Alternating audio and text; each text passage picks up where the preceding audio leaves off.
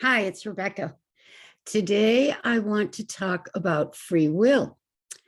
And the reason I want to talk about free will is because I'm not so sure people realize they have free will. When I was a little girl, I tell a story in my book, Secrets of a Metaphysical Flight Attendant, about how I wasn't very old. I remember I was probably not even 10 years old because I was looking up at my mother. We were outside together. And this thought came to me that I really wanted an answer to. And it was really bothering me. I wanted to know why we choose what we choose. When it was very clear to me that we have so many options. We have free will. We can make this choice, that choice, this choice, that choice. Why do we choose what we choose? And I remember saying to her, well, for instance, why do men wear pants and women wear skirts? That's the way we dressed back then. Men wore pants, women wore skirts. And I just couldn't imagine why we had all decided on certain things. I guess I was tuning into the mass consciousness and the collective and why we were all living the way we were living. Well, why? Why did we choose this as opposed to other options? And she couldn't really give me an answer. I really wanted to know. I kept digging deeper and deeper into it. You know, why are some people sad and some people are happy? Why do people do this instead of that? And why do they choose that? I couldn't figure it out, considering there are so many options out there. Well, we do have options.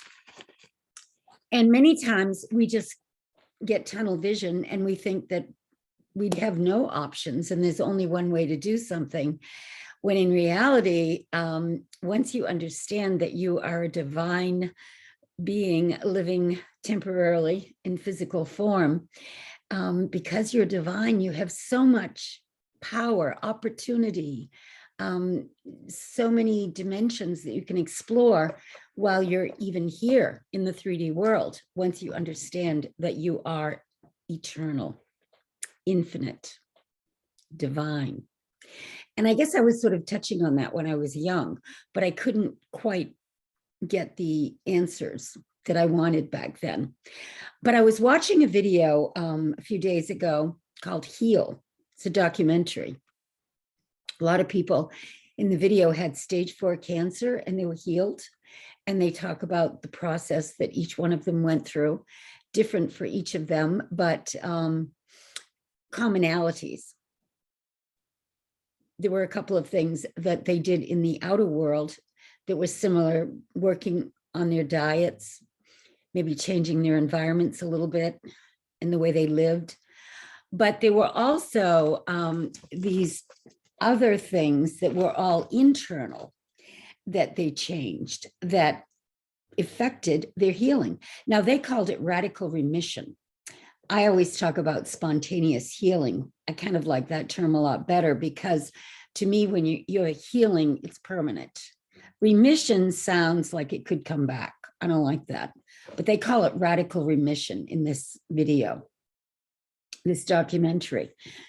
And the commonalities that these people had that I agree with totally, if you want to be healed of anything, and you can be healed of anything because your mind and your connection to the divine can do anything. It can change every cell in your body.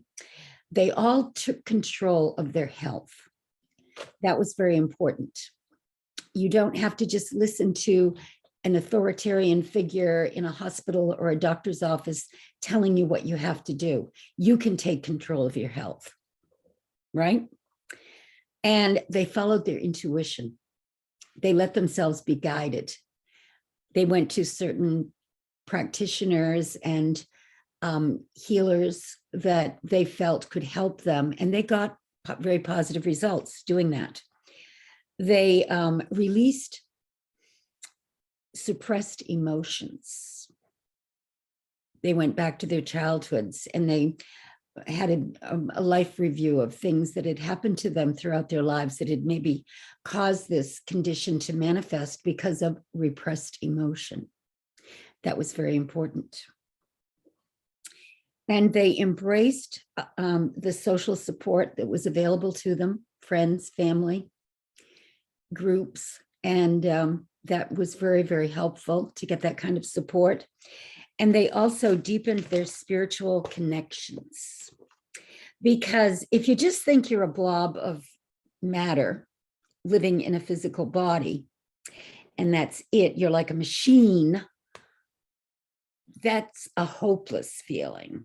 But if you know that you are connected to this amazing divine energy, God is within you, God is everywhere, God can do anything. Jesus was a healer. He tried to teach people how to heal throughout his life. His messages lasted throughout the centuries. And that's because he was a very potent healer. He knew what he was talking about, and people have been studying his message ever since. So if you really want to have free will, you need to understand you do have free will.